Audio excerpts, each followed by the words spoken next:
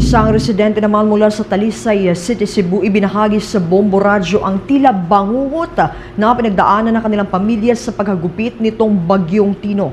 May mga report dyan ng Bombo Radyo Kalibo. Ibinahagi sa Bombo Radyo ng isang residente mula sa Talisay City, Cebu ang naging karanasan ng kanyang pamilya matapos na humagupit ang Bagyong Tino na nagdulot ng biglaang pagbaha at pagkawasak ng kanilang mga ari-arian.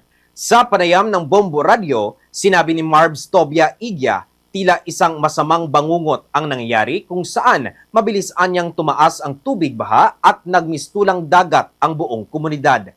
Paliwanag ni Igya, nagsimula ang pag-ulan noong araw ng Lunes, November 3, ngunit pasado hating gabi hanggang alas 7 ng umaga ay nakaranas sila ng malakas na hangin at walang tigil na buhos ng ulan. Dakong alas 8:30 hanggang alas 9 ng umaga sa parehong araw, laking gulat umano nila nang biglang umapaw ang tubig at nalubog ang kanilang lugar. Ayon pa kay Igya, sa 12 taon niyang paninirahan sa naturang lugar, ito ang unang pagkakataon na naranasan niya ang ganitong kalalim na baha. Sa kasalukuyan, may mga itinalagang evacuation centers sa bawat barangay upang pansamantalang masilungan ng mga residenteng labis na naapektuhan ng bagyo. Unti-unti na rin anyang humuhupa ang tubig baha sa ilang lugar at nagsisimula na rin ang paglilinis ng mga residente. Patuloy namang nagbibigay ng tulong ang lokal na pamahalaan ng Talisay City kabilang ang pamamahagi ng mga food packs at pagpapanatili ng kalusugan ng mga mamamayang labis na naapektuhan ng Bagyong Tino.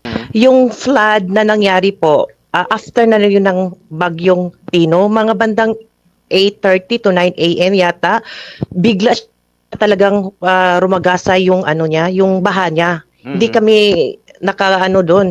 naka-prepare. Yung hangin po talaga, by 12 midnight, nakaramdam na kami ng hangin. Po, parang first time talaga nangyari ito. Para sa Bombo Network News, mula dito sa Bombo Radyo Kalibo, Bombo Vince Josh Reyes nag-uulat, and this is Bombo Radio Philippines, the #1 and most trusted source of news and information. Basta Radio, Bombo!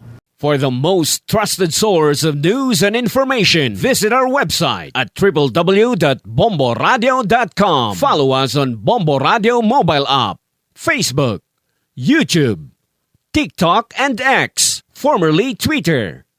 Like, share, and stay connected. Anytime, anywhere.